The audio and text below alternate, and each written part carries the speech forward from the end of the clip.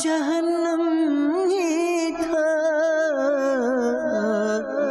میں تو جاتا مجھے سرکار نے جانے نہ دیا۔ الحمدللہ رب العالمین والصلاة والسلام علی سید المرسلین، اما بعد فاعوذ باللہ من الشیطان الرجیم، بسم اللہ الرحمن الرحیم۔ الصلاة والسلام علیک یا رسول اللہ وعلی آلک واصحابک یا حبیب اللہ،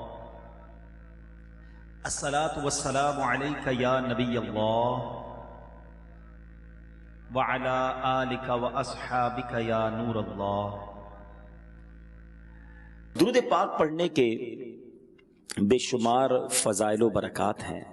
سرور کائنات حضور اکرم نور مجسم صلی اللہ تعالی علیہ وآلہ وسلم کا فرمان رحمت نشان ہے، تم اپنی مجلسوں کو مجھ پر درود پاک پڑھ کر آراستہ کرو، کیونکہ تمہارا مجھ پر درود پڑھنا بروز قیامت تمہارے لیے نور ہوگا۔ سبحان اللہ، یہ بروز قیامت جو نور ہے نا، یہ بڑا امپورٹنٹ ہے۔ ہر شخص کو قیامت کے دن نور کی ضرورت ہوگی۔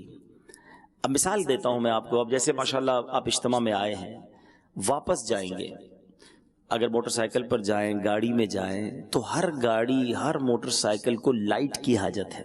ہمارے یہاں تو اسٹریٹ لائٹس بھی لگی ہوتی ہیں، لیکن اگر تصور کریں کہ اگر اس پورے ہم ایسے دور میں ہوتے کہ جب لائٹ ہی نہ ہوتی تو اب اندھیرا کی طرح ہوتا۔ ابھی تو بہت ساری چیزوں کی روشنی آ جاتی ہے نا، اگر لائٹ ہی نہ ہوتی تو پھر گھر کیسے پہنچتے؟ بغیر چراغ کے، بغیر شمع کے لوگ راستے طے نہیں کر پاتے تھے۔ قیامت کے دن جب پل صراط سے گزرنا ہوگا نا، تو پل صراط اندھیرے میں ڈوبا ہوا ہے، اس میں کوئی لائٹ نہیں لگی ہوئی ہے۔ یعنی روایتوں کے الفاظ ہیں کہ اتنا اندھیرا ہوگا کہ ہاتھ کو ہاتھ سجائی نہیں دے گا۔ اب ہر بندے کے پاس اپنے حصے کا نور ہوگا، اور وہ اس نور کی روشنی میں پل صراط کو پار کرے گا۔ احادیث میں یہ مضمون ملتا ہے کہ جو صبح کی نماز پڑھنے اندھیروں میں گھر سے نکلتے ہیں، ان کو قیامت کے دن پورا پورا نور دیا جائے گا۔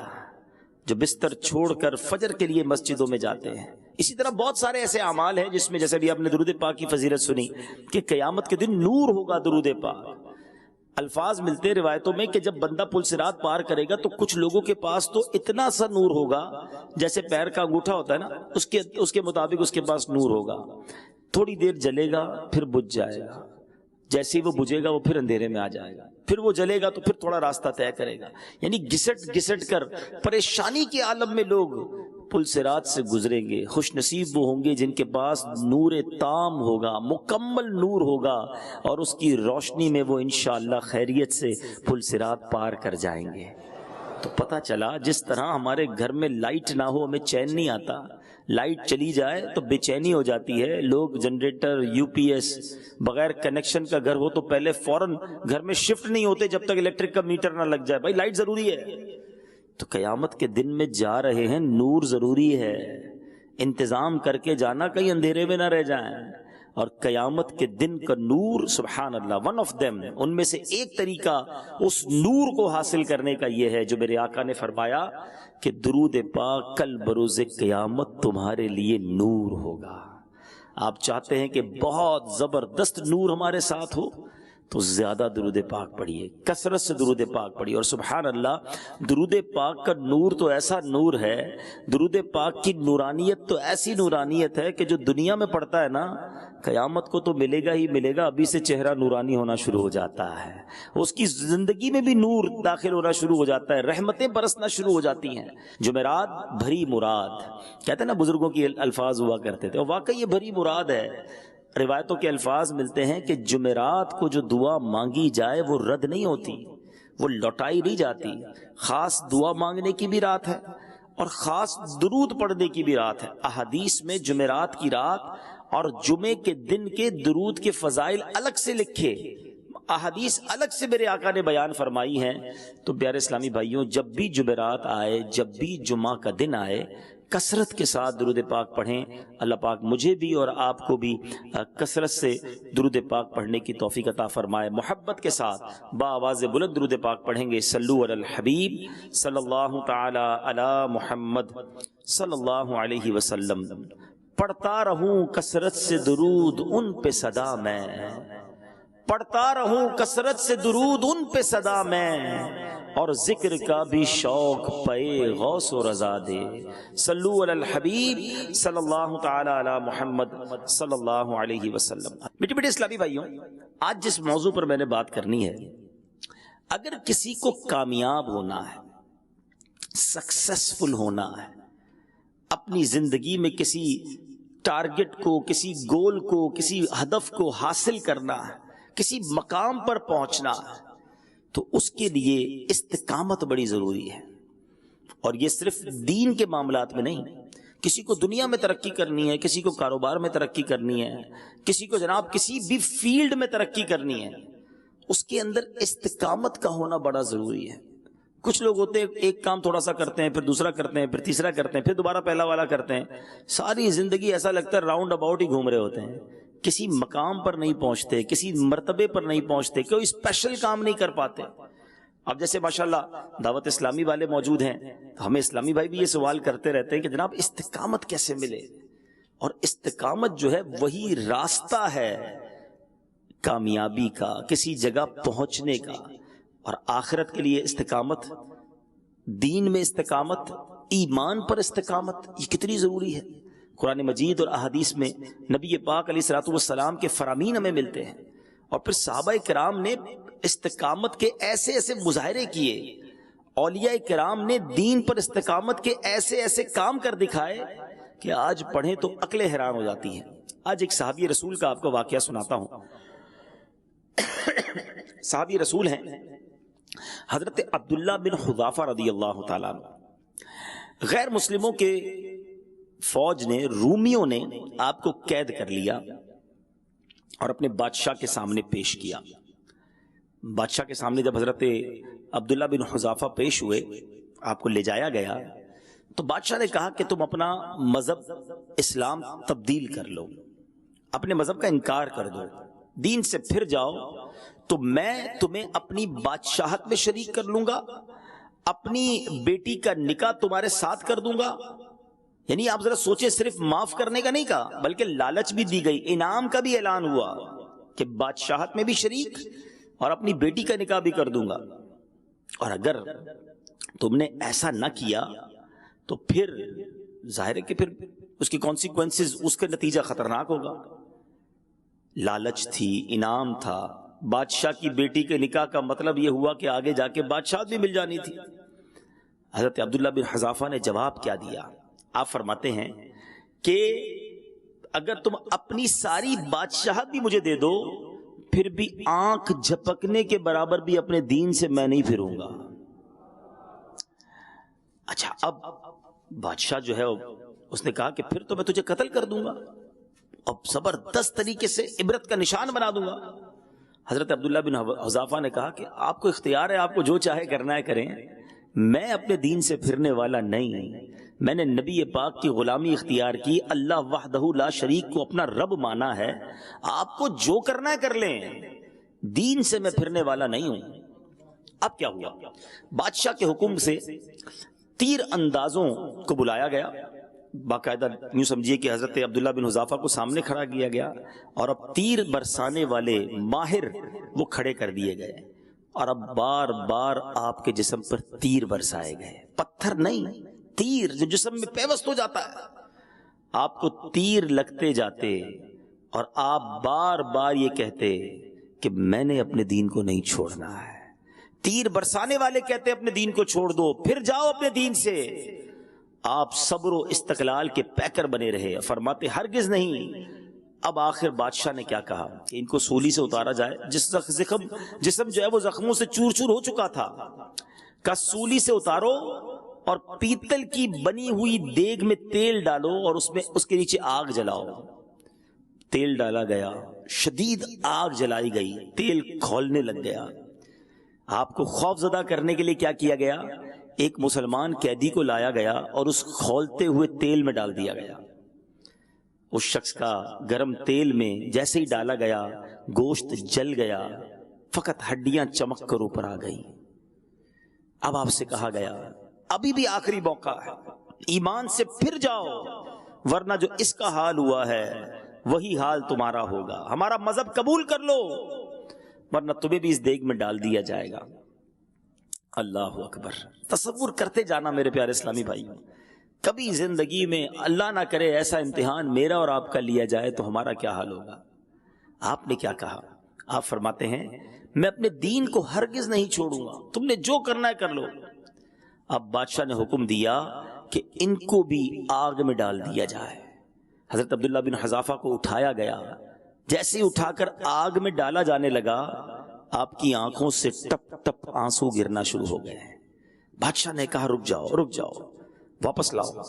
وہ سمجھا کہ اب آگ میں اس دیگ میں جانے کے خوف کی وجہ سے اب آپ کو زندگی سے محبت ہے، پیار ہے، غم ہو رہا ہے، رو رہے ہیں. تو کہا کہ کیا وجہ ہے؟ اب احساس ہو گیا تمہیں زندگی کتنی قیمتی ہے، اب آنسو بہ رہے ہیں تمہارے، ابھی بھی موقع ہے، بتاؤ پھر جاؤ اپنے دین سے. اللہ اکبر. حضرت عبداللہ بن حذافہ کیا کہتے ہیں؟ فرماتے ہیں میں اس لیے نہیں رو رہا کہ مجھے دیگ میں ڈالا جا رہا ہے، دنیا مجھ سے چھٹ رہی ہے، میں اس لیے رو رہا ہوں کہ میرے پاس ایک ہی جان ہے جسے میں راہ خدا میں قربان کر رہا ہوں. کاش میرے جسم کے ہر ہر حصے میں ایک ایک جان ہوتی اور وہ سب جانے میں اللہ کی راہ میں قربان کر دیتا.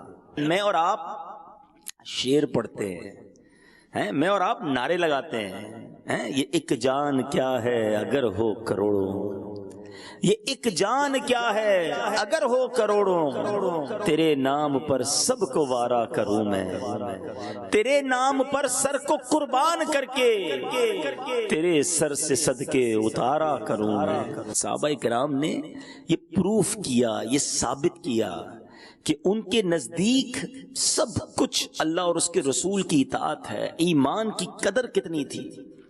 حالانکہ بعض صورتوں میں جب جان جانے کا خوف ہو تو ایک طرح کی اجازت ملتی ہے کہ ظالم کے سامنے کچھ دیر کے لیے اس کی بات مان لی جائے، مگر دل ایمان سے معمور ہو، دل میں اللہ وحدہ لا شریک ہی کا خیال ہو اور اسی کو اپنا رب مانا جائے.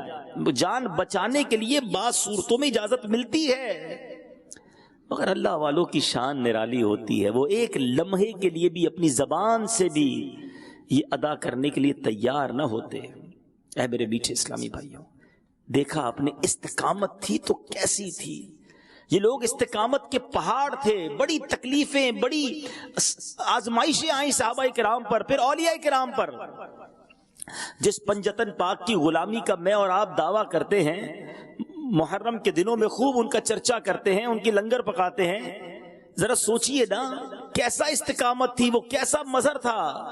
بچے پیاسے، عورتیں پیاسی، 3 دن تک کوفہ میں پیاسا رکھا گیا کربلا کے میدان میں، مگر سر کٹوا دیا، سر جھکایا نہیں باطل کے آگے. نانا کے دین کے لیے نانا کے نواسے رضی اللہ تعالیٰ عنہ نے سارا گھر لٹا دیا. یہ وہ لوگ تھے میرے میٹھے اسلامی بھائیوں جن کو اللہ نے دین پر کیسی استقامت دی تھی. اور آج ہمارا حال کیا ہے؟ تیر برسانا تو دور کی بات ہے، جان لینا تو دور کی بات. ہمیں کوئی محبت سے نہ ملے تو ہم کہتے ہیں بھائی میں نے اب دین کا کام نہیں کرنا ہے. میں تو بڑی محبت سے گیا تھا دعوت نیکی کی دعوت دینے، بیان کرنے، درس کرنے، اس کو اجتماع کے لیے بلانے، اس کو جناب نماز کے لیے بلانے. میرا بات ہی صحیح طریقے سے نہیں سنی، مجھے جھاڑ دیا ہے، میری بے عزتی کر دی. میں نے نہیں کرنا اب نیکی کا کام. معاذ اللہ. کچھ لوگ مسجد سے دور ہو جاتے ہیں، کیوں؟ وہ امام صاحب نے ڈانٹ دیا تھا، وہ فلاں کمیٹی والوں سے ہماری نہیں بنتی، اب مسجد ہی نہیں جانا، نماز ہی پڑھنا چھوڑ دی. یہ محبت ہے دین سے، یہ استقامت ہے دین پر. صحابہ کرام کو کوئلوں پہ لٹایا گیا، تپتی ہوئی ریت پہ لٹایا گیا. اتنا مارتے تھے کہ لوگ سمجھتے یہ مر گئے ہیں، ان کا انتقال ہو گیا، چھوڑ کے چلے جاتے تھے. اتنا مار کے حال برا ہو جاتا تھا. جب ہوش آتا تھا زبان پر ایک ہی جملہ ہوتا تھا، لا الہ الا اللہ محمد الرسول اللہ. اے کراچی میں، پاکستان میں، ہندوستان میں مسلمان گھروں میں پیدا ہونے والوں، قدر کرو اپنے ایمان کی. یہ اتنا آسانی سے اسلام نہیں پھیلا ہے, اتنی آسانی سے دین کی دعوت عام نہیں ہوئی ہے. بڑی تکلیفیں اٹھائی ہیں اللہ والوں نے, وطن چھڑوا دیے, شہر چھڑوا دیے, کاروبار چھین لیا گیا, سب کچھ لٹ گیا, مگر استقامت تھی. انہیں پتا تھا کہ اللہ کی راہ پر استقامت ہی کامیابی دلائے گی, اور وہی درکار ہے.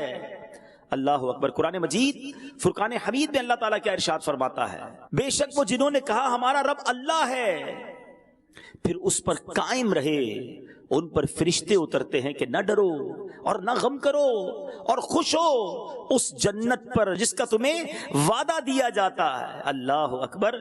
جو لوگ اللہ کی بات پر, ایمان پر قائم رہتے ہیں, پھر فرشتے آ کے بشارتیں سناتے ہیں, جنت کا وعدہ بتاتے ہیں. اللہ اکبر. الفاظ تو سنے, کیا کہتے ہیں فرشتے, نہ ڈرو اور نہ غم کرو اور خوش ہو اس جنت پر جس کا تمہیں وعدہ دیا جاتا ہے. جنت کا وعدہ ہے ان کے ساتھ جو استقامت کے ساتھ ڈٹے ہوئے ہیں, جو اللہ کے احکام کو پریورٹی دیتے ہیں. سب سے زیادہ ضروری ہے رب کی ماننا, شریعت کی ماننا, نبی پاک کی ماننا. آج پرابلم یہ ہے ہم سب کی مانتے ہیں, رب کی نہیں مانتے ہیں. ہم باقی لوگوں کو راضی کرنے کے چکر میں رب کو ناراض کر رہے ہیں. ہم بیوی, بچے, دوست, میرا باس, میرا سیٹ, میرے جاننے والے راضی ہو جائیں, یہ نہیں سوچتے کہ ان کو راضی کر رہا ہوں کہیں رب ناراض نہ ہو جائے, کہیں میرے دین پر کمپرومائز نہ ہو جائے. لوگ جناب شریعت کی بات کو, ایمان کی بات کو بہت پیچھے لے جاتے ہیں. ایسا نہیں ہے. میں مسلمان ہوں, آپ مسلمان ہیں, ہماری زندگی میں سب سے پہلی چیز ایمان ہے, سب سے اہم چیز ہمارا دین ہے, اور سب سے پہلی رضا اللہ اور اس کے رسول کی رضا ہے. ذرا سوچیں تو صحیح, کیا ہماری زندگی میں یہ سب کچھ ہے؟ آج تھوڑے سے پیسے ہماری استقامت ختم کر دیتے ہیں, تھوڑا سا ماحول تبدیل ہوا تو نماز کی استقامت ختم. کئی بار کئی لوگوں نے نماز شروع کی, بڑی ہمت کے ساتھ شروع کی, 4 5 6 دن بعد کسی نے دل توڑ دیا, سستی چھا گئی, کسی نے کسی اور کام پہ لگا دیا, پھر استقامت ختم, نماز چلی گئی. قرآن پاک روز پڑھوں گا, پکی نیت کی, 2 4 دن قرآن پڑھنا شروع کیا, پھر چھوٹ گئی قرآن کی عادت. کیا ہے یہ؟ سوچیں, اپنے آپ سے سوال کریں. لیکن گناہوں کی معاملات میں ایسی استقامت ہے کہ چھڑوانا چاہیں تو بھی نہیں چھوٹتی ہے. روز جس کو فلمیں دیکھنی ہیں دیکھ ہی رہا ہے, جس کو گانے سننے روز سنتا ہے, جس کو کوئی بھی حرام کام کرنا ہے, کچھ بھی ہو جائے وہ کرتا ہی کرتا ہے. باقی چیزوں پر استقامت ہے, یعنی اللہ کی نافرمانی پر استقامت ہے. اسی طرح دنیا کے بہت سارے معاملات میں استقامت ہے. نوکری پہ جانا کوئی نہیں چھوڑتا, جس کی اپنی دکان ہے, کاروبار پہ روز جائے گا, کچھ بھی کر لے پھر بھی جائے گا. تھوڑا بہت سر میں درد ہے, نماز چھوڑ دے گا, دکان پہ پھر بھی جائے گا. سوچے نا, ایسا نہیں ہے کہ ہماری لائف میں استقامت نہیں ہے. نہیں جناب, ایسے پکے ہیں کچھ لوگ تو ساری زندگی کچھ کام کرتے اور پابندی سے کرتے ہیں. جن کی واکنگ کی عادت ہے وہ روز واکنگ کریں گے, صحت کا خیال رکھیں گے, ٹیبلٹ روز کھاتے ہیں. یعنی زندگی کے بہت سارے معاملات بڑے پکے ہیں. اگر گڑبڑ ہے تو وہ دین کے معاملات میں ہی ہے, اللہ رسول کے فرامین پر ہی ہے, آخرت کی تیاری میں ہی استقامت چلی جاتی ہے. کبھی آئے اجتماع میں پھر چلے گئے 6 مہینے کے لیے, کبھی گئے مدنی قافلے میں پکی نیت کی ہر مہینے جاؤں گا, پھر غائب ہو گئے. سوچیں, یہ شیطان ہمیں استقامت نہیں پانے دیتا. اور کیا خوبصورت فرمان ہے, الاستقامت فوق الکرامت. استقامت جو ہے نا, یہ کرامت سے زیادہ افضل ہے. کچھ لوگ کہتے ہیں کرامت دکھاؤ, بزرگ وہ اچھا ہوتا ہے جس کی کرامت ہوتی ہے. کرامت تو ٹھیک ہے, لیکن ہر اللہ کے ولی کے لیے کرامت ضروری نہیں. جس کے اندر استقامت ہے وہ کرامت سے بھی بڑھ کے ہے. پابندی سے نماز پڑھنے والا, پابندی سے قرآن پڑھنے والا, پابندی سے درود پڑھنے والا, پابندی سے صدقہ خیرات کرنے والا, پابندی سے لوگوں کے ساتھ اچھے اخلاق اپنانے والا, وہ کمال کا آدمی ہے. نہیں جاتی اس کی نماز, کچھ بھی ہو جائے, نہیں کرتا وہ حرام کام, کچھ بھی ہو جائے, ارے وہ کمال کا آدمی ہے جس کے اندر یہ چیزوں کی استقامت ہے. لیکن آج میں نے اور آپ نے یہ چیک کرنا ہے کہ میری لائف میں, کبھی موقع ملے نا, میں ایک مشورہ دیتا ہوں, ایک کاغذ قلم لے اور صبح سے شام تک وہ کون سے کام ہے جو ہم پابندی سے کرتے ہیں, ہر روز کرتے ہیں, اس کی لسٹ بنائیں. تو آپ کو پتا چلے گا کہ میری لسٹ میں میری دنیا اور معاذ اللہ بعض گناہوں کی عادتیں تو بڑی پکی ہیں, دین کی عادتیں اتنی پکی نہیں ہیں. استقامت نہیں ہے۔ اے وہ لوگوں جو دین پر استقامت حاصل کیے ہوئے ہو، تمہیں مبارک ہو۔ جو نمازوں پر استقامت جن کو ہے، جن کو عبادتوں پر، قرآن پر، نیکی کے کاموں پر استقامت ہے، تمہیں مبارک ہو۔ سنو سبحان اللہ، رب فرماتا ہے، اللہ فرماتا ہے بے شک وہ جنہوں نے کہا ہمارا رب اللہ ہے، پھر اس پر قائم رہے، مسلمان ہوئے، ایمان پایا اور اب ڈٹ گئے، مسلمان ہونے کا حق ادا کیا، ان پر فرشتے اترتے ہیں کہ نہ ڈرو اور نہ غم کرو اور خوش ہو اس جنت پر جس کا تمہیں وعدہ دیا جاتا ہے۔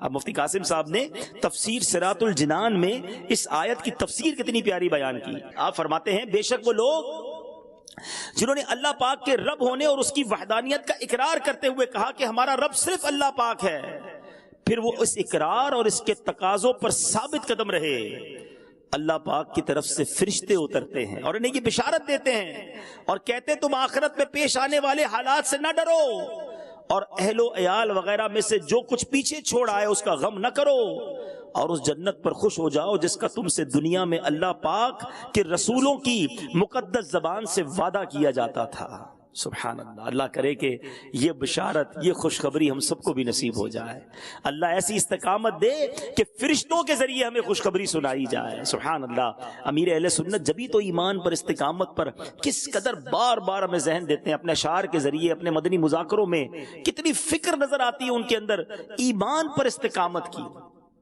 آج پرابلم کیا ہے؟ مثال دیتا ہوں، ہمارے پاس بھائی بیٹھے ہیں سارے، کوئی موٹر سائیکل پر آیا ہوگا، کوئی سائیکل پر آیا ہوگا، تو موٹر سائیکل جب آپ نے کھڑی کی ہوگی تو اس کو لاک بھی لگایا ہوگا، زیادہ قیمتی موٹر سائیکل ہوگی تو آپ کا خیال بھی ہوگا کہ یار نئی نئی لی ہے، کسی کے پاس جیب میں موبائل ہوگا، نارمل سا موبائل ہوگا ویسے ہی رکھ لیں گے، قیمتی ہوگا تو ہر تھوڑی دیر بعد ہاتھ لگاتے ہیں یار جیب میں ہے کہ نہیں، ٹھیک ہے نا، اچھا پیسے زیادہ ہیں تو بینک میں رکھتے ہیں۔ جتنی دنیا میں قیمتی چیز زیادہ ہے اتنی فکر زیادہ ہے، اتنی ٹینشن زیادہ ہے۔ صحیح بتائیے، ایک مسلمان کے لیے سب سے قیمتی چیز کیا ہے؟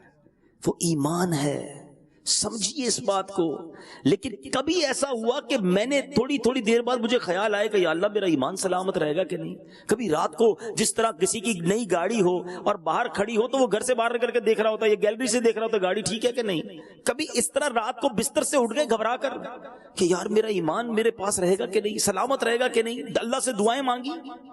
دیکھیں، جس چیز سے محبت ہونا، جس چیز کی حفاظت کی فکر ہو، وہ آپ کی میری دعا میں ضرور شامل ہوتی ہے۔ بچوں سے پیار ہے تو بچوں کی صحت کی دعا ضرور کریں گے آپ، مال سے پیار ہے تو مال کی برکت کی دعا کریں گے، گھر سے محبت ہے تو گھر میں برکت کی، یعنی جس چیز کی امپورٹنس ہے اس چیز کی دعائیں ضرور ہم کرتے ہیں۔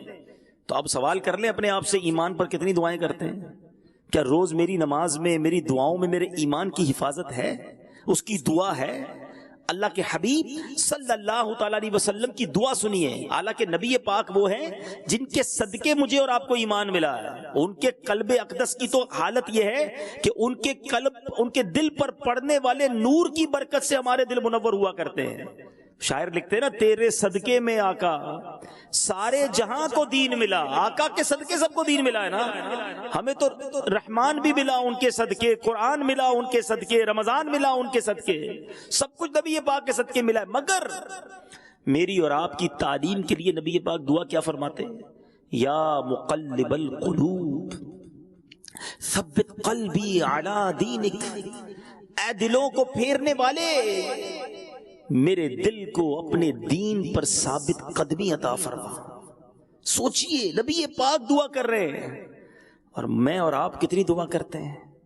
امیر اہل سنت کے کتنے اشعار ہیں، ایک بڑا خوبصورت آپ کا شعر ہے نا، آپ لکھتے ہیں یا الہی کرے سی عنایت دے دے ایمان پر استقامت، تجھ سے عطار کی التجا ہے یا خدا، تجھ سے میری دعا ہے۔ آمین آمین بجاہ نبی۔ فکر کرو، بلکہ سیدی اعلیٰ حضرت امام اہل سنت تو یہاں تک لکھتے ہیں، جس کا مضمون ہے کہ جس شخص کو اپنے ایمان کی حفاظت کی فکر نہیں ہوتی نا، ڈر ہے کہ مرتے وقت اس کا ایمان اس سے چھین لیا جائے گا. تو اپنی فکروں میں اپنی، جس کو کہتے ہیں بڑی اچھی ٹینشن ہے، لوگ کہتے ہیں نا ٹینشن نہیں ہونی چاہیے. ارے واقعی دنیا کی ٹینشن نہیں ہونی چاہیے، دنیا کے غم نہیں ہونے چاہیے. دنیا کے غموں میں اللہ کرے ہم کبھی آنسو نہ بہائیں، مگر اللہ آخرت کی فکر عطا فرما دے، اپنا خوف نصیب فرمائے، بے قراری عطا کرے. نبی پاک کے عشق میں کاش رونا نصیب ہو جائے، کیونکہ اس رونے میں بھی لطف ہے، اس ٹینشن میں بھی مزہ ہے، اس بے قراری میں بھی قرار ہے نا. بات عجیب سی، بے قراری میں قرار کیسے آ گیا؟ مولانا حسن رضا خان صاحب لکھتے ہیں، برادر اعلی حضرت، میرے دل کو درد الفت وہ سکون دے الہی. بات بڑی باریک ہے، سمجھ جائیں گے تو مزہ آ جائے گا. ایک طرف کہتے ہیں درد چاہیے، اور درد میں سکون کہاں سے آ گیا؟ سکون تو بے دردی میں ہوتا ہے، درد نکل جائے تو سکون ہوتا ہے. ایک طرف دعا ہو رہی ہے کہ یا اللہ میرے دل کو وہ محبت کا درد دے دے، وہ سکون دے دے. یہ خاندان اعلی حضرت کا حصہ ہے. وہ کہتے ہیں میرے دل کو درد الفت وہ سکون دے الہی، میری بے قراریوں کو نہ کبھی قرار آئے. یعنی میں بے قرار ہی رہوں نبی پاک کی یاد میں، دنیا کے مال کے لیے نہیں، دنیا کی مشکلوں کے لیے نہیں. اللہ مجھے دنیا کے غموں سے بچا لے اور اپنا اور اپنے حبیب کا غم نصیب فرما دے. ایک اور جگہ سیدی اعلیٰ حضرت لکھتے ہیں نا، جان ہے عشق مصطفیٰ روز فزوں کرے خدا، جس کو ہو درد کا مزہ نازے دوا اٹھائے. کیا کمال کی بات ہے، درد میں کبھی مزہ ہوتا ہے؟ دوا کھاتا ہے بندہ درد دور کرنے کے لیے. اعلیٰ حضرت کہتے ہیں اس درد میں مزہ ایسا ہے میں دوا نہیں چاہیے، یہ عشق رسول کا درد بڑھتا ہی رہے، اے کاش فزوں ہوتا رہے اور انکریز ہوتا رہے. تو یہ وہ سوچ ہے، یہ وہ فکر ہے، یہ مجھے آپ کو درکار ہے. اللہ کرے کہ میرے اور آپ کی، کہتے نا نیند اڑ جائے، لیکن نیند کیوں اڑے کہ پیسے چلے گئے، قرضہ ادا کرنا ہے، بچے بیمار ہیں، اللہ ان غموں سے بچائے رکھے، مجھے بھی بچائے اور آپ کو بھی بچائے رکھے. دعا کرو، کہو آمین. لیکن واقعی کبھی ایسا بھی ہو کہ میں رات بھر نہ سو سکوں، بس آقا کی یاد تڑپاتی رہے، آنسو مدینے کی یاد میں بہتے رہے. یہ بے قراری کا بہت اچھا لطف ہے. اے کاش شب تنہائی میں فرقت کا جنون تڑپاتا رہے. اے کاش ایسا بھی تو ہو نا، دل میں ہو یاد تیری گوشہ تنہائی ہو، پھر تو خلوت میں عجب انجمن آرائی ہو. کبھی خوف خدا سے لرزتا رہوں کہ یا اللہ مرنے کے بعد بنے گا کیا، میری قبر کا کیا ہوگا، میرے ایمان کا کیا ہوگا، میں محشر کے دن کیا تیری بارگاہ میں پیش کروں گا. یہ ٹینشن، یہ غم، یہ تکلیف اچھی ہے، کیونکہ یہ غم جس کو لگ گیا اس کو آخرت کا غم بچ جائے گا، وہ ادھر شرمندہ ہونے سے بچ جائے گا اگر ادھر دل میں شرمندگی ہے. کیا خوبصورت شعر لکھا، وہ بھی غالباً مولانا حسن رضا خان صاحب کا ہے. فرماتے ہیں ندامت حشر میں اے آسیوں تم ساتھ لے جانا. ہائے ہائے ہائے، ادھر شرماتے رہا کرو، اپنے گناہوں پہ روتے رہا کرو. ندامت حشر میں اے آسیوں تم ساتھ لے جانا، سنا ہے شرم والوں کو وہ شرمایا نہیں کرتے. جو شرم والے ہیں، جو ادھر ہی روتے رہتے ہیں، جو ادھر ہی نادم رہتے ہیں، ادھر بچ جائیں گے. جو ادھر جیدار ہیں، نہیں جناب کچھ نہیں ہوتا، میں گناہ کرتا ہوں تو کیا ہوا، سارا پاکستان گناہ کرتا ہے، سارے ہی لوگ گناہ کرتے ہیں. ایسے نہیں ہونا چاہیے. کسی کے گناہوں کو نہ دیکھو، اپنے آپ کو مانو کہ میں سب سے برا ہوں، میرے گناہ بہت زیادہ ہیں، میرا بنے گا کیا، میرے ایمان کا کیا ہوگا. فکر کریں اپنے ایمان کی حفاظت کی اور استقامت پانے کی فکر کریں. اللہ مجھے بھی استقامت عطا فرمائے اور آپ کو بھی دین پر استقامت نصیب فرمائے. اور اس میں ایک اور بات یاد رکھیں، کسی کے پاس گارنٹی نہیں ہے. ماشاءاللہ اسلامی بھائی بیٹھے ہیں، طلباء بیٹھے ہیں، ہو سکتا ہے علماء بھی بیٹھے ہوں. اگر میں دیندار بن گیا، چہرے پہ داڑھی آ گئی، سر پر امامہ آ گیا، 5 وقت نمازی بن گیا، دین کی دعوت دینے والا بن گیا، او جناب میری تو واہ واہ بڑی ہے، میں تو دیندار کہلاتا ہوں، اب سیٹسفائی ہو گیا کہ اب تو بس ایمان سلامت ہو گیا. نہیں، بڑے بڑے علماء، ارے میری اور آپ کی اوقات کیا ہے. جس پیر صاحب کے دامن سے وابستہ ہے نا، پیران پیر شیخ عبد القادر جیلانی، غوث پاک کا مرتبہ یہ ہے کہ غوث پاک کے بارے میں آتا ہے، علماء فرماتے اللہ نے وہ مرتبہ دیا ہے، آج بھی اگر کسی کو ولایت ملتی ہے تو غوث پاک کے در سے ملتی ہے. ہماری آپ کی اوقات نہیں. بریلی کے تاجدار لکھتے ہیں، سر بھلا کیا کوئی جانے کہ ہے کیسا تیرا، اولیاء ملتے ہیں آنکھیں وہ ہے تلوا تیرا. یہ مرتبہ ہے غوث پاک کا. مگر سیدی غوث اعظم ایک بار کہتے ہیں لوگ کہہ رہے ہیں آج عید کا دن ہے، عید کا دن ہے۔ عبد القادر کے لیے عید کا دن وہ ہوگا جب اپنا ایمان سلامت لے کر قبر میں جائے گا۔ ذرا سوچئے، اتنی فکر، اتنی ٹینشن۔ بھول گئے وہ عید کا دن جب مدینے کے لوگ حضرت عمر رضی اللہ تعالیٰ عنہ کے دروازے پر گئے تھے، دروازہ کھٹکھٹایا کہ امیر المومنین کو عید مبارک کہیں گے۔ آج کچھ روزے رکھ لیں، کچھ نمازیں پڑھ لیں، حج عمرہ کر لیں، تھوڑی صدقہ خیرات کر دیں، لوگوں کے پیر ہی زمین پر نہیں رہتے۔ کہتے جناب میں بڑا نیک، میں بڑا اللہ والا۔ سنو، وہ عمر جس کے بارے میں نبی پاک فرماتے میرے بعد کوئی نبی ہوتا تو عمر ہوتا۔ عمر جس گلی سے گزر جائے اس گلی سے شیطان نہیں گزرتا، وہ عمر رضی اللہ تعالیٰ عنہ۔ دروازہ کھٹکھٹایا گیا، دروازہ کھلتا ہے، آپ کی آنکھوں میں آنسو ہیں۔ اہل مدینہ کہتے ہیں امیر المومنین عید کا دن ہے، عید کے دن بھی کوئی روتا ہے، آج آپ کی آنکھوں میں آنسو کیوں ہیں؟ کیا فرمایا؟ فرماتے عید تو ان لوگوں کے لیے ہے جنہیں یہ پتہ ہو کہ ان کے روزے قبول ہو گئے، عبادتیں قبول ہو گئی۔ عمر یہ نہیں جانتا کہ اس کی عبادتیں قبول ہوئیں یا اس کے منہ پہ مار دی گئی، محروم کر دیا گیا۔ یہ ٹینشن، یہ فکر، یہ بڑی اچھی ہے، یہ محبوب ہے، یہ اللہ والوں کا طریقہ ہے۔ ہمیں کیا ٹینشن ہے؟ کاروبار کا کیا ہوگا، نوکری کا کیا ہوگا، پیسوں کا کیا ہوگا، بچوں کا کیا ہوگا۔ حالانکہ یاد رکھو ہم بڑے عجیب لوگ ہیں، جس چیز کی گارنٹی ہے نا اس کی ٹینشن لی ہوئی ہے، جس کی گارنٹی نہیں اس کی ٹینشن ہی کوئی نہیں۔ سب کے ساتھ رزق کا وعدہ ہے، میرے اور آپ کے مقدر میں جو لکھا ہے وہ گھر آ کر مل جائے گا۔ مغفرت کا وعدہ نہیں ہے، جنت میں جانے کا وعدہ نہیں ملا، ایمان سلامت لے کر قبر میں جائیں گے اس کی کوئی گارنٹی نہیں ہے۔ سچ بتاؤ ٹینشن کس کی ہونی چاہیے تھی؟ ہے جنت میں جاؤں گا کہ نہیں، ایمان سلامت رہے گا کہ نہیں، اس کی کوئی ٹینشن نہیں کسی کو۔ ٹینشن ہے تو دنیا کی ہے۔ اپنے دین کی فکر کریں، اپنے ایمان کی فکر کریں اور اس پر استقامت کی فکر کریں۔ سبحان اللہ، کیسے کیسے استقامت کے پہاڑ تھے۔ بزرگان دین کے واقعات پڑھا کریں۔ استقامت کیسے حاصل ہو اس کا ایک طریقہ یہ ہے، اللہ والوں کے واقعات پڑھیں جن لوگوں نے قربانیاں دی راہ خدا میں۔ ایک صحابی رسول تھے جن کا نام ہے حضرت خباب رضی اللہ تعالیٰ عنہ۔ حضرت عمر کا دور تھا، حضرت عمر کی ایک بار نظر حضرت خباب کی پیٹھ پر پڑ گئی تو آپ نے دیکھا کہ ساری پیٹھ پر سفید زخموں کے نشان ہیں نا، وائٹ وائٹ جیسے جلی ہوئی نہیں ہوتی۔ تو آپ نے کہا کہ اے خباب یہ تمہاری پیٹھ کو کیا ہو گیا، یہ پیٹھ پہ ایسے نشان کیوں ہیں؟ حضرت خباب رضی اللہ تعالیٰ عنہ کیا فرماتے ہیں؟ آپ کہتے ہیں اے امیر المومنین آپ کو ان زخموں کی کیا خبر؟ یہ اس وقت کی بات ہے جب آپ ننگی تلوار لے کر جناب رسول پاک صلی اللہ علیہ وسلم کو شہید کرنے کے لیے دوڑتے پھرتے تھے۔ اس وقت بھی ہم نے اپنے دل میں محبت رسول کا چراغ جلایا ہوا تھا اور مسلمان ہوئے۔ مسلمان تو کیا ہوئے، ظلم و ستم کے پہاڑ ٹوٹنے لگے۔ اس وقت غیر مسلموں نے مجھ کو آگ کے جلتے ہوئے کوئلوں پر پیٹھ کے بل لٹا دیا۔ کبھی کسی کوئلے پر پیر پڑا ہے؟ کبھی کوئی چنگاری ہاتھ پر لگی ہے؟ کبھی سگریٹ جلتا ہو اور غلطی سے پیر پڑ جائے چیخ نکل جاتی ہے؟ ایک سگریٹ یا ایک کوئلہ نہیں، تپتے ہوئے جلتے ہوئے کوئلوں پر حضرت خباب کہتے ہیں مجھے لٹا دیا گیا۔ میری پیٹھ سے اتنی چربی پگھلی کہ اس چربی نے جا کر کوئلوں کو بجھا دیا۔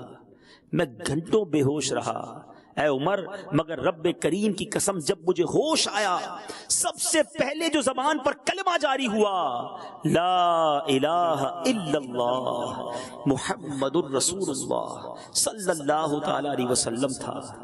حضرت امیر المومنین حضرت عمر نے جب یہ سنا تو آپ دیدہ ہو گئے، بے قرار ہو گئے۔ کہتے ہیں خباب قمیص اٹھاؤ تمہاری اس پیٹھ کی زیارت کروں۔ یہ پیٹھ کتنی مبارک اور مقدس ہے جو محبت رسول کی خاطر آگ میں جلائی گئی ہے۔ آج میں اور آپ کلمہ پڑھیں کوئی روکنے والا نہیں، ادھر کلمہ پڑھنے پر مار پڑتی تھی۔ اذان دیتے تو مارا جاتا، سجدہ کرتے تو مارا جاتا، طواف کرتے تو مارا جاتا، اللہ ایک ہے کہتے تو مارا جاتا۔ آج مسجدوں میں لائٹیں ہیں، پنکھے ہیں، قالین ہیں، بلایا جاتا ہے، مائک پر اذان ہوتی ہے حی علی الفلاح حی علی الصلاح، مگر پھر بھی مسجد جانے کا ٹائم نہیں نکالتے ہیں۔ آج کلمہ کتنی بار پڑھتے ہو؟ ارے یاد کرو ان صحابہ کرام کو جو ترستے تھے کلمہ پڑھنے کو کہ کلمہ پڑھتے مار پڑتی تھی۔ آج گھر بیٹھ کر بھی کلمہ پڑھنا یاد نہیں آتا، حالانکہ احادیث میں افضل الذکر کہا گیا، سب سے بہترین ذکر کلمہ طیبہ کو کہا گیا۔ ایک بزرگ کی بات یاد آ گئی، بڑی پیاری بات انہوں نے کہی. کہتے ہیں اپنی زبان کو کلمے کا عادی بناؤ, روز پڑھا کرو, زیادہ پڑھا کرو, کیونکہ ایک وقت آئے گا جب زبان بھاری ہو جائے گی, جب سکرات کا عالم ہوگا, اس وقت الفاظ مشکل سے ادا ہوں گے, مگر جس کی کلمہ پڑھنے کی عادت ہوگی اس وقت بھی اس کی زبان پر کلمہ جاری ہو جائے گا. اب اس کو اس طرح ایگزامپل سے سمجھتے ہیں. کچھ لوگوں کی گالیاں دینے کی عادت ہوتی ہے, معاذ اللہ, بری باتیں کرنے کی عادت ہوتی ہے. اب ایسے لوگ جب کہیں گاڑی میں جا رہے ہوتے ہیں, موٹر سائیکل پہ جا رہے ہوتے ہیں, اور اچانک کوئی گاڑی سامنے سے نکلتی ہے اور بریک لگانا پڑتا ہے, ایکسیڈنٹ سے بچتے ہیں, ان کی زبان پر کیا نکلتا ہے؟ ان کی زبان پر اس وقت بھی گالی نکلتی ہے. جھٹکا لگتا ہے تو وہی نکلتا ہے جو اندر ہوتا ہے. اور ماشاءاللہ جن کی زبان پر کلمہ, یا رسول اللہ, یا غوث اعظم, بزرگوں کی باتیں ہوتی ہیں, اگر ایسی کوئی کیفیت ہوتی بھی ہے, اچانک سے بریک بھی لگتا ہے, تو الحمدللہ ان کی زبان پر کلمہ پاکی جاری ہوتے دیکھا, یا رسول اللہ کی صدا بلند ہوتے دیکھی, یا غوث اعظم زبان سے نکلتے دیکھا. کیوں؟ کہ ان کی زندگی اس ذکر میں گزر رہی ہے. تو زبان کو کلمے کا عادی بنائیں, ذکر و اذکار کا عادی بنائیں, اچھی باتوں کا عادی بنائیں, تاکہ مرتے وقت بھی زبان پر جو ہے وہ کلمہ طیبہ آسانی سے جاری ہو جائے. تو سبحان اللہ, حضرت خباب کو جلا دیا گیا, آپ کی پیٹھ کوئلوں پر اس طرح لٹایا کہ چربی پگھلی اور کوئلے بجھ گئے, مگر کلمہ نہ چھوڑا, ایمان نہ چھوڑا. مگر آج تھوڑے پیسے ایمان چھڑوا رہے ہیں. ہمارے مسلمان کہلانے والے کسی ملک میں شفٹ ہونے کے لیے اپنے ایمان کو بیچ دیتے ہیں کسی ملک کے ویزا کے لیے. تھوڑے پیسے نظر آ جائیں تو اپنی اسلام کی تعلیمات کو چھوڑ دیتے ہیں. نہیں سنا کہ سود لینے والا, سود دینے والا ایسا ہے کہ اللہ سے جنگ کرنے والا ہے. تھوڑے پیسے تمہیں رب سے جنگ کروا دیتے ہیں. سوچو, رشوت دینے والا, رشوت لینے والا دونوں جہنمی ہیں. مگر تھوڑا کام نکلوانا ہے یا تھوڑی سیٹ مل گئی کہ اب تو موقع ملا ہے پیسے کمانے کا, یہ تھوڑے پیسے تمہیں جہنم کی طرف لے جا رہے ہیں. کدھر گیا ایمان, کدھر گئی دین سے محبت؟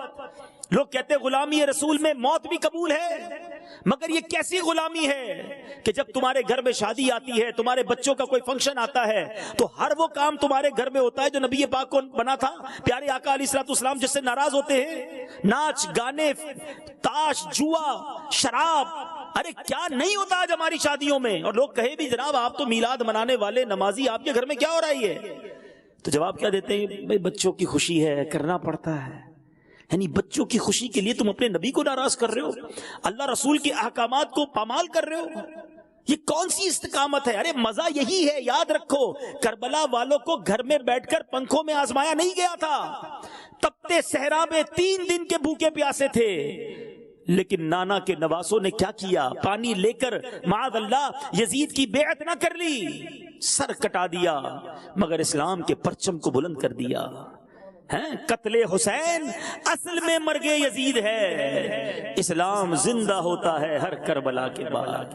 امام حسین کا, آل رسول کا احسان ہے, رہتی دنیا پر ہم سب پر احسان ہے کربلا والوں کا کہ انہوں نے سر نہ جھکایا تو آج ہم مسلمان ہیں. آج اللہ کی رحمت سے اسلام دنیا کے کونے کونے میں ہے. کون ہے یزید کا نام لینے والا؟ امام حسین کے چاہنے والے ساری دنیا میں آپ کو نظر آئیں گے. تو جن لوگوں نے استقامت پائی, اللہ نے ان کے نام روشن کر دیے, اللہ نے ان کا مقام بلند کر دیا. خواجہ خواجگان خواجہ غریب نواز رحمت اللہ تعالی علیہ جب ہندوستان جاتے ہیں, سارا شہر مخالف, لوگ آپ کو پانی نہیں پوچھتے, آپ کے اونٹوں کو بیٹھنے نہ دیتے تھے. اللہ اکبر, آپ گئے دین پھیلانے تھے, مگر ظلم و ستم تھا. سبحان اللہ, صبر رکھا, استقامت پائی, اپنے کام پہ لگے رہے. 1-2 نہیں, 1-2 ہزار نہیں, میرے خواجہ نے 90 لاکھ غیر مسلموں کو مسلمان بنا دیا. ارے پاک و ہند والوں پر میرے خواجہ کا احسان ہے. آج ہم گھر بیٹھے مسلمان ہوتے ہیں, پیدا ہوتے ہی پہلی بات کان میں اذان سنائی دیتی ہے. کیسے؟ یہ قربانیاں دی بڑوں نے, استقامت پائی. چلے جاتے خواجہ بھی واپس کہ لوگ میری سنتے نہیں ہیں, میں بھی جاتا ہوں اپنے وطن. نہیں گئے, ادھر ہی مزار بن گیا, ادھر ہی رہے, مگر لوگوں کی تقدیریں بدل گئے. اور پھر اللہ نے کیسا مقام دیا مجھے بتاؤ نا. 800 سال سے زیادہ وقت ہو چکا ہے خواجہ صاحب کو دنیا سے گئے ہوئے, مگر دنیا کا کون سا کونا ہے, کون سا مسلمان ہے جس کے دل پر میرے خواجہ کی حکومت نہیں ہے؟ استقامت اللہ کو بڑی پسند ہے. استقامت اور قربانی دو, اللہ تمہیں عروج عطا فرما دے گا. مگر یہ بات بات پر ٹرن ہو جانا, کمپرومائز کر لینا, ارے جناب چلتا ہے, کیا کرے پورا معاشرہ ہی ایسا ہو گیا ہے, نہیں جناب سارا محلہ غلط کرتا ہے, ہماری مارکیٹ میں سبھی جھوٹ بولتے ہیں, ارے جناب اگر ہم ملاوٹ نہیں کریں گے تو کوئی دوسرا اپنا مال بیچ جائے گا, نہیں جناب بھلائی کا زمانہ نہیں ہے, ہمیں بھی اپنی ڈیوٹی میں ڈنڈی مارنی پڑے گی. اے میرے وہ بھائیوں جو تھوڑے سے پیسوں کے لیے, تھوڑی سی دنیا کی لذت کے لیے اپنے رب کو ناراض کرتے ہو, اپنے دین اور اپنے ایمان پر کمپرومائز کرتے ہو, ایسا نہ کرو. اپنے حصے کا دیا جلائے رکھنا, اپنے حصے کا چراغ جلائے رکھنا, اپنے حصے کی روشنی آپ نے جلائے رکھنی ہے, کیونکہ قبر میں الگ جانا ہے, اکیلے جانا ہے. بھلے سارا معاشرہ غلط کرتا ہو, میں تو آقا کی بارگاہ میں پیش کر سکوں کہ حضور میں آپ کا امتی اپنے حصے کا چراغ جلا کر آیا ہوں, میں سچ بولتا رہا, میں نے حرام نہیں کمایا, حضور میں اپنی آنکھوں کی حفاظت کرتا رہا, میرے سامنے بڑا نفع آتا تھا مگر وہ حرام ہوتا تھا, حضور میں اسے حاصل نہ کرتا, مجھے آپ کے فرامین یاد تھے, اللہ کا فرمان معلوم تھا, میں حرام کی طرف نہ گیا, میں استقامت پاتا رہا. تو اے میرے میٹھے اسلامی بھائیوں, پھر ایسا بندہ جب بارگاہ رسالت میں, ایسا بندہ جب قیامت کے دن حاضر ہوگا نا, پھر دیکھو اس کے ساتھ کیا ہوگا. سبحان اللہ. سیدی اعلیٰ حضرت کہتے ہیں نا, انہیں جانا انہیں مانا نہ رکھا غیر سے کام. یہی فوکس کر لو, آقا راضی ہونے چاہیے, کیونکہ آقا راضی ہوں گے تو رب راضی ہو جائے گا. انہیں جانا انہیں مانا نہ رکھا غیر سے کام, للہ الحمد میں دنیا سے مسلمان گیا. پھر خیر ہی خیر ہے, آقا راضی, ان کے صدقے ان کا رب راضی, ہم سے راضی ہو گیا, پھر اچھا ہی اچھا ہے آخرت کے سارے معاملات. اور صرف آخرت اچھی نہیں ہونی ہے, یہ بھی آپ کو بتا دوں. مجھے ایک بات بتائیں, جو بندہ رب کو راضی کر لے, اللہ کے حبیب کو دنیا میں راضی کر لے, تو کیا اس کی دنیا خراب ہو جائے گی؟ دنیا بنانے والا کون ہے؟ میرا رب ہے نا. رزق دینے والا وہ ہے, خوشیاں دینے والا وہ ہے, برکت دینے والا وہ ہے, غموں سے نکالنے والا وہ ہے. جب وہی راضی ہے تو دنیا بھی اچھی کر دے گا. وہ رحمان دنیا والآخرہ ہے. میرا رب دنیا میں بھی رحمان ہے اور آخرت کا بھی رحمان ہے, تو اسے راضی کرو, وہ سب راضی ہو جائے گا, سب بہتر ہو جائے گا. میں ایک آخری روایت سنا کر اپنی گفتگو کو ختم کرتا ہوں. بڑی خوبصورت روایت ہے, اور یہ ہمارے آج کے دور میں بہت بڑی تعداد کے لیے یوں سمجھیے کہ زبردست اگزامپل ہے. روایت کا مضمون یہ ہے کہ کچھ لوگ مخلوق کو راضی کرنے کے لیے اللہ کو ناراض کر دیتے ہیں, اور ایک وقت آتا ہے مخلوق بھی ان سے ناراض ہو جاتی ہے, کچھ بھی نہیں بچتا. بندے بھی ناراض, بھول گئے رب بھی ناراض, کیونکہ ساری زندگی بندوں کو راضی کرنے کے لیے لگے رہنا. اب مثال کے طور پہ کچھ لوگ ہوتے ہیں جو ایسا شعبہ اختیار کرتے جو ہوتا ہی حرام ہے, میں نام نہیں لیتا, آپ سمجھ جائیں گے کہ انٹرٹینمنٹ کرنے کے چکر میں, لوگوں کو راضی کرنے کے چکر میں ایسے ایسے کام کرتے ہیں جو سارا حرام ہوتا ہے. لوگ بڑے فین بن جاتے ہیں, بڑے لوگ چاہنے والے بن جاتے ہیں, رب کو ناراض کر رہے ہوتے ہیں. تھوڑے عرصے کے بعد جب ان کا وہ عروج ختم ہوتا ہے تو ہم نے ان لوگوں کا حال دیکھا ہے. مرنے کے بعد جنازے کو کاندھا دینے والے لوگ نہیں ہوتے, قبر میں پہنچ جائیں تو اب ان کی کوئی برسی منانے والا, ایصال ثواب کرنے والا کوئی نہیں ہوتا, بلکہ وہ اتنے بدنصیب ہوتے ہیں کہ ان کی برسی میں بھی ان کی فلمیں چلائی جاتی ہیں, ان کے گانے چلائے جاتے ہیں. معاذ اللہ. کیوں زندگی گزاری تھی؟ لوگوں کو راضی کرنے کے لیے. اللہ کو ناراض کر لیا, بندے بھی بھول گئے, رب بھی ناراض ہے. اس روایت کا اگلا حصہ سنو. میرے آقا فرماتے ہیں کچھ لوگ وہ ہوتے ہیں, حدیث پاک کا مضمون ہے, جو اللہ کو راضی کرتے ہیں, زندگی گزارتے ہیں, بندے ناراض ہو جاتے ہیں, مگر ایک وقت ہوتا ہے اللہ بندوں کو بھی راضی کر دیتا ہے. بتاؤ کامیاب کون ہے؟ واقعی شروع میں بندے ناراض ہوں گے آپ سے, آپ کو پذیرائی نہیں ملے گی, آپ کی مخالفت کی جائے گی, حاسدین کھڑے ہو جائیں گے, آپ کے بارے میں باتیں ہوں گی, لیکن اللہ راضی ہے. اگر زندگی ایسی گزاری کہ رب راضی, رب کے حبیب راضی ہیں, پھر غم نہیں چھوڑ دے یہ سارا زمانہ مجھ کو, غم نہیں چھوڑ دے یہ سارا زمانہ مجھ کو, میرے آقا تو ہے سینے سے لگانے کے لیے. پھر نبی پاک ساتھ ہے تو پھر غم کس بات کا ہے, پھر خیر ہی خیر. اور واقعی دیکھا ہم نے, اور یہ خواجہ صاحب کی مثال ہی ہمارے سامنے ہے. ہندوستان مخالف تھا, آج دنیا میں کونے کونے پر ان کا نام لینے والے ہیں. کربلا والوں کی مثال ہمارے سامنے ہے, 72 لوگ تھے, 22,000 کا لشکر تھا, پانی بھی نہیں پینے دیتے تھے, برا بھلا کہتے تھے, تانے دیتے تھے, تھے, بتاؤ کیا ہوا؟ جان تو چلی گئی, چونکہ رب راضی تھا, اللہ کے حبیب راضی ہیں. ساری دنیا میں امام حسین کا چرچا ہے, کربلا والوں کا آج ساری دنیا میں چرچا ہے. تو پتہ چلا زندگی ایسی گزارنی ہے اللہ راضی ہو جائے, اللہ کے حبیب راضی ہو جائیں, اور اگر ان کو راضی کرنے کے لیے کوئی ناراض ہوتا ہے تو ناراض ہو جائے. مجھے ان کو پہلے راضی کرنا ہے. جس دن آپ نے اپنی زندگی کا یہ فوکس بنا لیا, اب ایک فیصلہ آج کر کے اٹھنا ہے. کاروبار کر رہے ہیں اگر, اور کاروبار کے درمیان کوئی ڈیل آتی ہے, کوئی سودا آتا ہے, اپنے دل سے پہلا سوال یہ کرو, اگر یہ کام کروں گا, اس کام کرنے سے اللہ راضی ہوگا, اللہ کے حبیب راضی ہوں گے یا ناراض ہو جائیں گے؟ اور اگر جواب آئے کہ نہیں نہیں یہ تو حرام ہے, یہ تو جھوٹ بولنا پڑے گا, یہ ملاوٹ کرنی پڑے گی, نہیں کرنا مجھے کام. اب گھر میں کوئی فنکشن آتا ہے, گھر میں کوئی موقع آتا ہے, گھر والے کہتے ہیں یہ کرنا ہے, فوراً اپنے آپ سے سوال کریں, میں اپنے گھر میں جو کام کرنے جا رہا ہوں اس سے اللہ راضی ہوگا, اللہ کے حبیب راضی ہوں گے یا ناراض ہوں گے؟ جیسے ہی جواب آئے ناراض ہوں گے, نہیں نہیں میں نے یہ کام نہیں کرنا. گھر والے بچے کہتے ہیں فلاں جگہ گھومنے چلنا ہے, بالکل اپنے بچوں کے ساتھ آپ انجوائمنٹ کر سکتے ہیں, مگر ہم مسلمان ہیں, ہماری ایک باؤنڈری ہے, شریعت ہمیں ایک حدود دیتی ہے. اب اپنے دل سے ہی سوال کر لیں کہ میں اپنی فیملی کو, اپنے بچوں کو جدھر لے جا رہا ہوں, جو کرنے جا رہا ہوں, یہ اللہ کی بارگاہ میں اچھا کام ہے یا یہاں اللہ کی ناراضگی ہے؟ جیسے ہی دل سے جواب آئے کہ یہ تو حرام ہے, یہ منع ہے, انشاءاللہ اس سے رک جائیں. جس دن زندگی ایسی گزر گئی نا کہ ہر کام سے پہلے یہ سوال کرنا شروع کر دیا کہ میں نے اللہ کو راضی کرنا ہے, اللہ کے حبیب کو راضی کرنا ہے, یقین کریں آپ ان کو راضی کریں وہ سب کو راضی کر دیں گے. وہ آپ کی دنیا بھی اچھی فرما دیں گے, آپ کی آخرت بھی اچھی ہو جانی ہے. اللہ مجھے بھی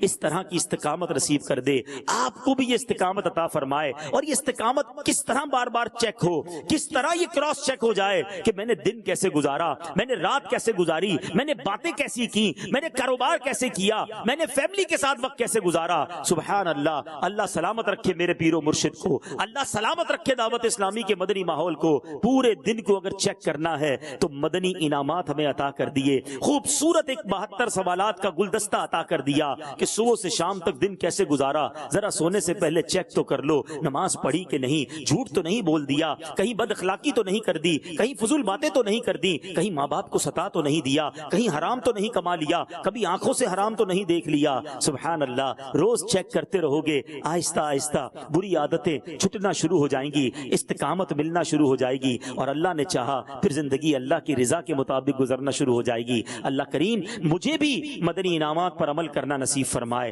آپ کو بھی نصیب فرمائے. نیت کریں انشاءاللہ کہ آج کے بعد روزانہ مدنی انعامات پر عمل کریں گے انشاءاللہ.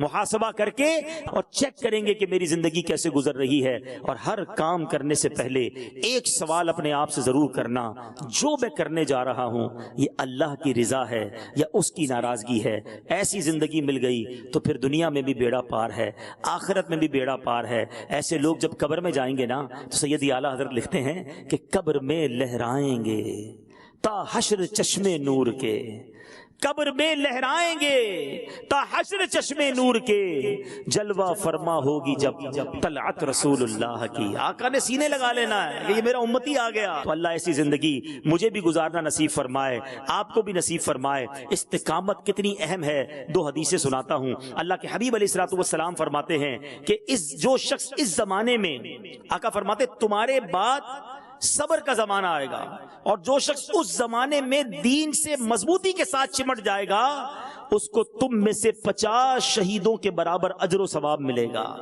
آج کے دور میں دین سے چمٹ جاؤ, اور یہ مدنی ماحول ہے, اکیلے نہیں کر سکیں گے ہم.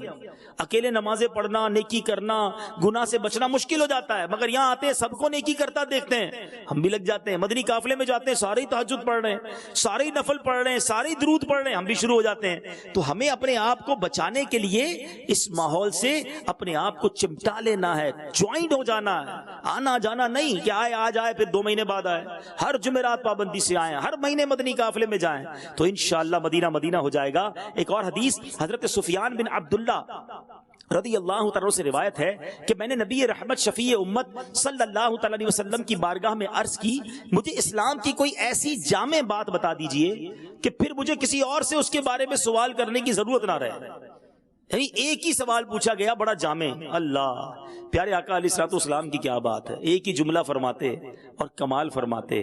نبی پاک نے فرمایا قل آمنت باللہ ثم استقم، یعنی کہو میں اللہ پر ایمان لایا پھر اس پر ثابت قدم رہو. اللہ مجھے اور آپ کو ایمان پر استقامت نصیب فرمائے.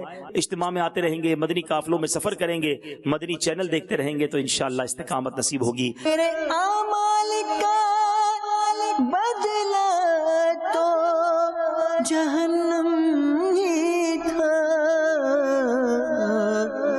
میں تو جاتا مجھے سرکار نے جانے